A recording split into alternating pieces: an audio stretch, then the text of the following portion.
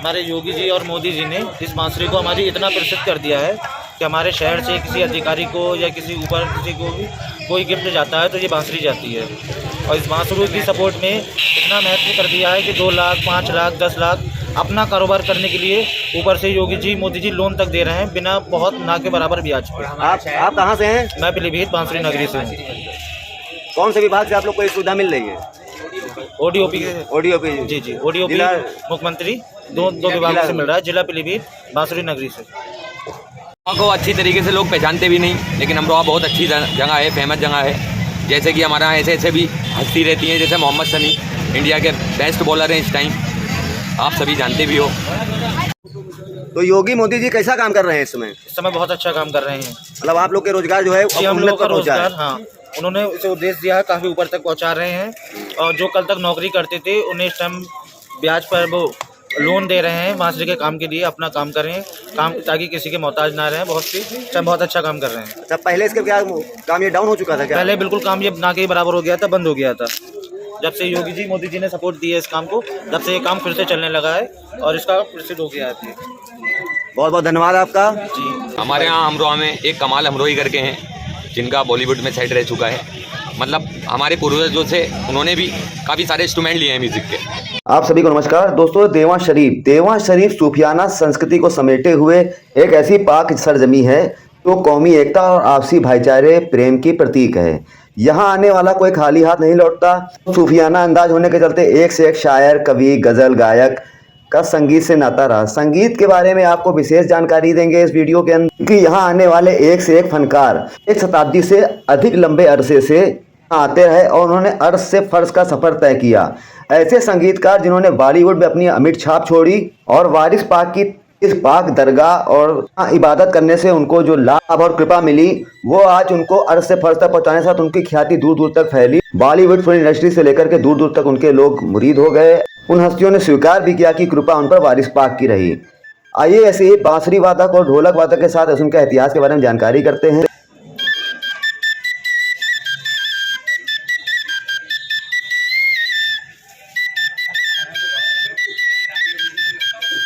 Video में अभी आप देखेंगे कि ढोलक बेचने वाले अमरोहा से आते हैं, जो सैकड़ों वर्षों से आ रहे हैं, चौथी पीढ़ी है। वहीं बांसुरी वाले भी पीलीभीत से आ रहे हैं, जो योगी मोदी की तारीफ करते नहीं थक रहे हैं। केंद्र सरकार, प्रदेश सरकार की सराहना कर रहे हैं और उनका धंधा जो गर्त में जा रहा था आज फिर से खड़ा हो गया है। वहाँ आने वाले बांसुरी और ढोलक इस तरह की म्यूजिकल सामग्री प्रसाद के रूप में खरीदते हैं। वारिस पाक को पूरे विश्व में अलग अलग नामों से जाना जाता है। वहीं अयोध्या की तरफ के वासी वारिस पाक को जय श्री कृष्ण वारिस के रूप में पूछते हैं। नामी गिरामी हस्तियों के बारे में जानते हैं। शरीफ के ऑडिटोरियम पहुंचे हैं। यहाँ पहुंचने का मकसद, यहाँ पर एक से एक बॉलीवुड की हस्तियों ने यहाँ से अपना सफर तय किया और क्या क्या मुकाम हासिल किया। देश विदेश की हस्तियाँ यहाँ आती रही हैं। यहाँ से लेकर उन हस्तियों की दरगाह तक क्या आस्था रही और कौन कौन से मुकाम उन्होंने हासिल किए, इस बारे में इतिहासविद मनीष मल्होत्रा जी हमें विस्तार से जानकारी देंगे। और बॉलीवुड का कनेक्शन देवा मेला से क्या है जानते हैं। आइए मनीष मल्होत्रा जी, स्वागत है आपका कथनी करनी पर। धन्यवाद दिनेश जी, कथनी करनी टीम को बहुत बहुत बधाई। देवा मेले का बॉलीवुड से बहुत बड़ा नाता रहा है। प्रसिद्ध संगीतकार नौशाद साहब, क्योंकि लखनऊ के रहने वाले थे और लखनऊ में ही उनकी पैदाइश हुई थी, तो लगभग 12-14 साल के थे तो देवा मेला घूमने आते थे। और सूफी संत आलमपना वारिस पाक में उनकी बहुत आस्था भी थी। तो यहाँ से जुड़ा हुआ एक प्रसंग है और वो हर मेले में आते थे। और जहाँ पे सूफी संत वारिस अली शाह रहमतुल्लाह जिस चबूतरे पर बैठ के मेले को देखते थे और कलाकारों को सुनते थे, उसी चबूतरे पे नौशाद साहब बहुत ही अच्छे अच्छे जो प्रसिद्ध कव्वाल हुए, उस्ताद ध्रुपद शाह, यूसुफ अली साहब, बब्बन शाह, ये बड़े कव्वाल हुए उस दौर के, उनके साथ वो संगत करते थे। यहीं से उनके अंदर संगीत की बारीकियाँ जो हैं, मतलब आई संगीत की बारीकियाँ कैसे क्या वो है। और उनका जितना भी संगीत है वो मतलब सूफीज़म से बहुत ज़्यादा प्रभावित रहा, चाहे वो मदर इंडिया रही हो फिल्म और चाहे वो गंगा जमुना रही हो, बहुत सी जो भी उनकी फिल्में हैं ज़्यादातर मतलब सूफियाना कलाम मतलब संगीत उसमें बहुत महत्व रखा है। उसी से एक जुड़ा हुआ किस्सा है, बहुत प्रसिद्ध किस्सा है नौशाद साहब का। उन्होंने खुद अपने इंटरव्यू में बताया भी है, अपने बचपन की बातें लेके और देवा से संबंधित जो बातें हैं उनकी। यहाँ पर एक बड़े मियाँ आते थे बांसुरी बेचने के लिए, बड़े मियाँ आते थे और यहीं पे जहाँ दादा मियाँ की मज़ार है यहीं पर वो आके बांसुरी बेचते थे और धुन बजाया करते थे। तो नौशाद साहब बता रहे थे कि एक बार वो इतनी अच्छी धुन बजा रहे थे कि वो धुन हमारी, मतलब जब मैं दर्शन करने गया सूफी संत के यहाँ, वारिस अली शाह के यहाँ, तो वो धुन हमारे कानों में गुजर रही थी।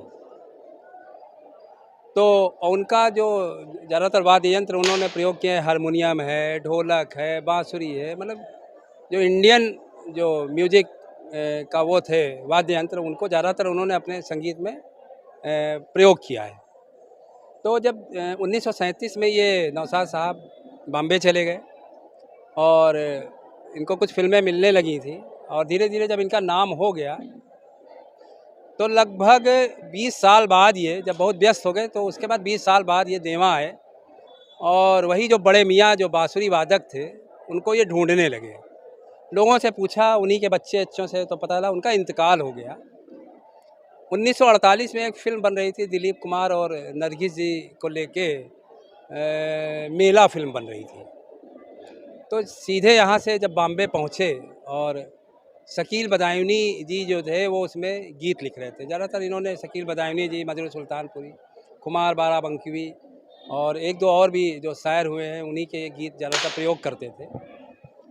तो वो संगीत उसी फिल्म में शकील साहब से कहा कि मैंने एक धुन बनाई है, इसके ऊपर आप एक गीत जल्दी से लिख दिए और ये गीत इस फिल्म में डालना ही डालना है। डायरेक्टर से बात हुई तो वो गीत था, बहुत ही प्रसिद्ध गीत हुआ चल के, वो फिल्म भी बहुत हिट हुई।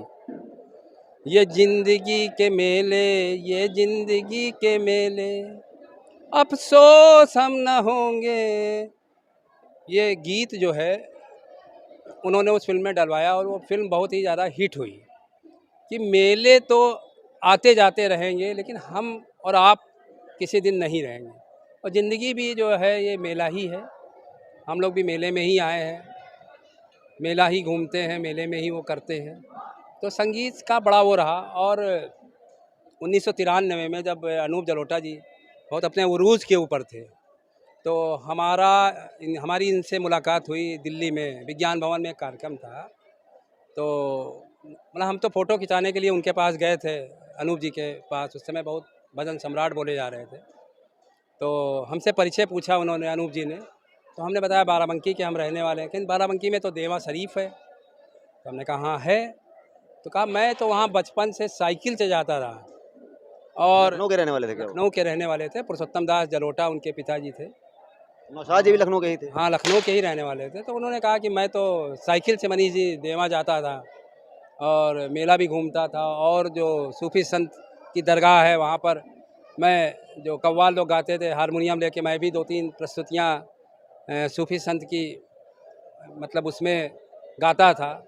और मुझको भी जो कुछ प्राप्त हुआ वो देवा शरीफ से ही प्राप्त हुआ। ये अनूप जलोटा जी का मतलब खुद जो मुझको दिया हुआ मतलब वक्तव्य था। और बाद में उन्होंने मुझको 2010 में लखनऊ में मुझको सम्मान भी दिया था उन्होंने, एक समाज सेवा के क्षेत्र का एक सम्मान था, वो अनूप जी ने मुझको दिया था।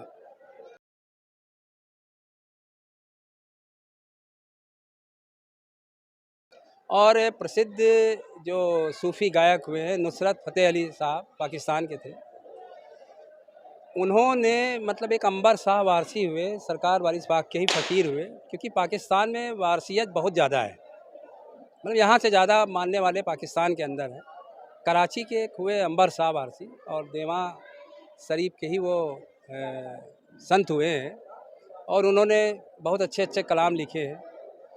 और बेदम साहब वारसी जो सरकार के ही मतलब शायर हुए और बड़ा नाम था, मतलब सूफीज़म पे उन्होंने बहुत कुछ लिखा है।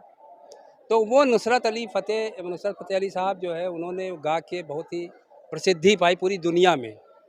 इन्हीं का एक कलाम है, बेदम साहब वारसी का कलाम है, बेखुद किए देते हैं अंदाज ही जाबाना, बेखुद किए देते हैं।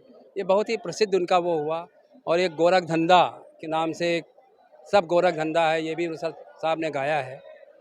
और ये सरकार के ही फ़कीर हुए अवघड़ साहब, अंबर साहब आरसी जो हुए, उनका एक बहुत ही प्रसिद्ध कलाम है, सरला मका के तलब हुई, ये भी उन्हीं का वो है। तो मतलब देवा, मतलब सूफ़ी संत वारिस अली शाह जो थे, वो मोहब्बत ही पूरी दुनिया में उन्होंने फैलाई। और मोहब्बत एक, मतलब संगीत जो है, अगर मोहब्बत से ही जो, मतलब जो इतनी सुंदर, जिसके अंदर मोहब्बत अगर नहीं होगी तो संगीत का वो काखा गा वो नहीं सीख सकता है। और सूफ़ी संत वारिस अली शाह ने मोहब्बत पे ही, मतलब उनका जो भी संदेश था कि सुना सुना मोहब्बत करो, मोहब्बत है तो हज़ार कोस से हम तुम्हारे पास हैं। तो ये छोटे छोटे किस्से थे। और देवा मेले का बहुत ही ऐतिहासिक महत्व है, देवा दरगाह का बहुत ही महत्व है।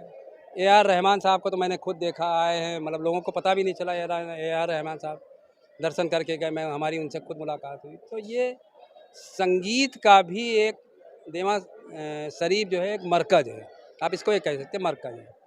और यहाँ पे संगीत के वाद्य यंत्र बिकते हैं, ढोलक बिकती है, बांसुरी बिकती है। पता नहीं कितने लोग, अनगिनत लोग यहाँ आए और लेके चले गए, और कहाँ कहाँ ऊंचाइयों पर पहुँचे। और यही देवा मेले का ये जो सांस्कृतिक कार्यक्रम होता है, इसमें बड़ी बड़ी हस्तियाँ आई। अनूप जलोटा तो बहुत बार आए हैं, मतलब गज़ल गायक जगजीत सिंह साहब, और क्या नाम, गुलाम अली साहब, बड़ी बड़ी हस्ती मतलब यहाँ पर आई हैं, बहुत ही बड़ी बड़ी। और वो, उनके आने का मकसद ही ये होता था कि एक बार देवा शरीफ ज़रूर मुझको दर्शन करने जाना है। और इस प्रोग्राम में आने का एक ये भी रहता था कि बहुत ही बरकत यहाँ से आदमी को मिलती है। जिस तरह से आपने बताया इन बड़ी बड़ी हस्तियों के बारे में, बॉलीवुड की हस्तियों के बारे में, उनकी यहाँ पर बहुत ही आस्था भी रही और उनको यहाँ से बहुत कुछ मिला भी दरगाह से। तो आपने देखा नौशाद साहब, जिनको फिल्म जगत का सबसे बड़ा पद्म विभूषण और दादा साहब फाल्के पुरस्कार भी मिला उन्हें, और यहाँ उनकी क्या आस्था रही, इस बारे में आपको मशहूर इतिहासविद मनीष मल्होत्रा जी ने विस्तार से जानकारी दी। ऐसे ही अनछुए पहलू जो आपको नहीं पता थे, वो भी आप जान सके। इस वीडियो में अगर आपको ये अच्छा लगे तो इसको लाइक सब्सक्राइब करके शेयर जरूर करें और अपनी राय जरूर दें। धन्यवाद। जिला की मशहूर बांसुरी, पीलीभीत की बांसुरी नगरी से आए हुए सरताज हुसैन, जो बहुत ही अच्छा संगीत बजाते हैं और संगीत के बारे में बताएंगे, बांसुरी की धुन क्या है और धुन से संबंधित बहुत से प्रसंग आपको बताएंगे। और यहाँ के यादगार गीत जो देवा मेला से उठ करके बॉलीवुड में गया और बॉलीवुड से पूरे विश्व में जो है वो छा गया, और ऐसे ऐसे कलाकारों का नाम जो यहाँ से जुड़ा हुआ है, बांसुरी से जुड़ा हुआ है। स्वागत है आपका कथनी करनी पर। सरताज हुसैन जी, तो बांसुरी आप कितने वर्षों से यहाँ पर बेच रहे हैं? बांसुरी नगरी पीलीभीत से आप आते हैं, तो क्या इसका महत्व है, कैसे बनती है, इसके बारे में थोड़ी जानकारी दीजिए। ये आसाम से माल आता है, बम्बू बोलते हैं उसको। वो उसको हम काट काट के बांसुरी को बना के, छील के बना के तैयारी करते हैं। तैयारी करने के बाद में इसके कारखाने लगे हुए हैं हमारे यहाँ, समझे। हमारा नहीं, ये 7-5 लोगों का काम है। कम से कम 20 लोग लगते हैं इसमें। कोई पर्दे कर रहा है, कोई इसकी छिड़ाई कर रहा है, कोई डाट लगा रहा है, कोई कुछ, काफ़ी लोग लगते हैं तो ये जाके तैयार होती है। तैयार होने के बाद में तो इसको हम फिर, कितनी पीढ़ियों से आपके यहाँ काम हो रहा है? कम से कम हो गए 90 साल ही।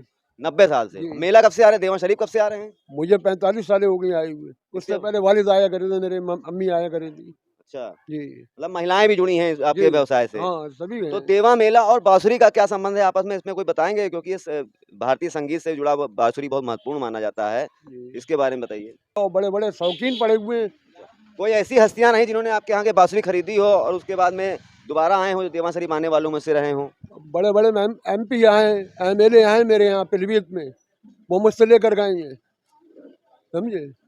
और काठमांडू के लिए हो, बम्बई के लिए हो, लखनऊ के लिए हो, दिल्ली के लिए हो, हर जगह के, बिरानपुर, अकोला, रतलाम, हर जगह के आते रहते हैं। वहाँ अच्छा, पे गीत सुनाइए जरा सा, बांसुरी बजाइए जरा, अपना धुन सुनाइए।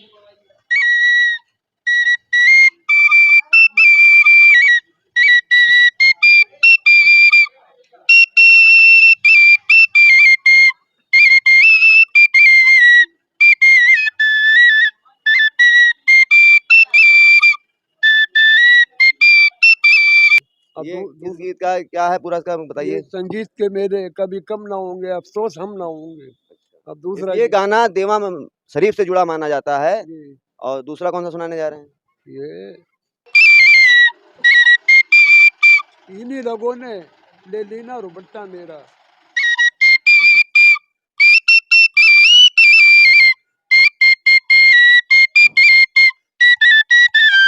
कोई भी बांसुरी हो, चाहे छोटी हो बड़ी हो, सब पे आप एक ही सुर निकलता है सभी बांसुरियों में।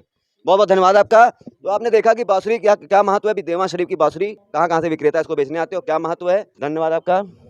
वाद्य यंत्रों की दुकान पर आए हैं। वाद्य यंत्र यहाँ पर देवा शरीफ के बहुत ही फेमस हैं, बहुत ही मशहूर हैं। इसको ये कैसे प्रसिद्ध हुए इस बारे में भी जानकारी करेंगे। कितने वर्षों से यहाँ पर व्यापारी आ रहे हैं, कहाँ से आ रहे हैं। देवा शरीफ आने वाले इन वाद्य यंत्रों को अवश्य खरीदते हैं, ऐसा माना जाता है। जो संगीत गीत में रुचि रखते हैं, बॉलीवुड से इसका नाता माना जाता है। वाद्य यंत्रों में कौन कौन सी खासियत है और कौन कौन से वाद्य यंत्र यहाँ पर आ रहे हैं, कितने वर्षों से आ रहे हैं, आइए जानते हैं। जावेद अली जी, स्वागत है आपका कथनी करनी पर। तो कितने वर्षों से आप यहाँ पर आपके आ रहे हैं, क्या कौन कौन सी साज सामग्री ला रहे हैं। सर करीबन 3 से 4 पीढ़ी मतलब हो गए। हमारे दादा पिताजी सभी लोग यहाँ पे आए, काफ़ी समय से जब मेले की शुरुआत हुई थी तभी से आ रहे हैं। और यहाँ ढोलक, बचकाना, मजीरा, झीका, ये सारी चीज़ें बिकती हैं। लोग अच्छा समझ कर ले जाते हैं कि बाबा का प्रसाद है। आप लोग किस ज़िले से आते हैं और कितनी दुकानें आ रही हैं। हम अमरोहा से आते हैं और 4 दुकानें आती हैं यहाँ पर। देवा शरीफ आने वाले इन ढोलकों, डमरू, इस तरह के वाद्य यंत्रों को अवश्य खरीदते हैं। और कौन कौन सी हस्तियाँ ऐसी रहीं जिन्होंने इनको खरीदने में यहाँ आपके यहाँ दुकान पर आए हों, इसके बारे में बताइए। काफ़ी सारे फेमस लोग आते हैं यहाँ पर, सिंगर हुए, एक्टर हुए, और सभी इंटरेस्ट रखते हैं यहाँ से कुछ ना कुछ ले जाने पर। हाँ क्यों जी, यहाँ पे ऐसा होता है ना कि लोग आए बाहर से, आने के बाद बाबा के दर्शन किए, फिर यहाँ से कुछ लिया ना, उसे प्रसाद समझते हैं कि हमने बाबा का सामान खरीदा या प्रसाद लिया, वो याद भी रह जाती है उसी से। अच्छा, ये जो ढोलकें बनती हैं कैसे बनती है, इनका चमड़ा कौन सा लगता है, लकड़ी कौन सी लगती है, कैसे इनको तैयार करते हैं, कारखाना होगा आपका। जी, कारखाना होता है, लकड़ी लगती है, आम की लकड़ी में बनती है ढोलक, शीशम में बनती है, कटहर में बनती है। इसी तरीके से इसकी क्वालिटी हो जाती है लकड़ी के ऊपर ही, रेट भी, प्राइस भी इसकी क्वालिटी के सिस्टम से ही होता है। बाकी लेदर इसमें बकरे का लगता है। फाइबर की भी इसमें आती हैं ढोलकें, और जो है चमड़े का होता है। ऊँट की भी डिमांड बताई जाती है, ऐसा कुछ भी है। नहीं, ऊँट का कुछ नहीं होता, सब बकरे का ही होता है। लेकिन इसी में चेंजिंग होती है थोड़ी, एक सिलाई वाली पुड़ी होती है, एक जो तबले पे लगती है वो लग जाती है ढोलक पे, उसी में क्वालिटी चेंज हो जाती है, आवाज़ में, साउंड में अंतर आ जाता है। फाइबर का क्या रहता है, फाइबर तो होते हैं वाद्य यंत्र। ये पुड़ी लगती है फाइबर की इसके ऊपर। बहुत धन्यवाद आपका।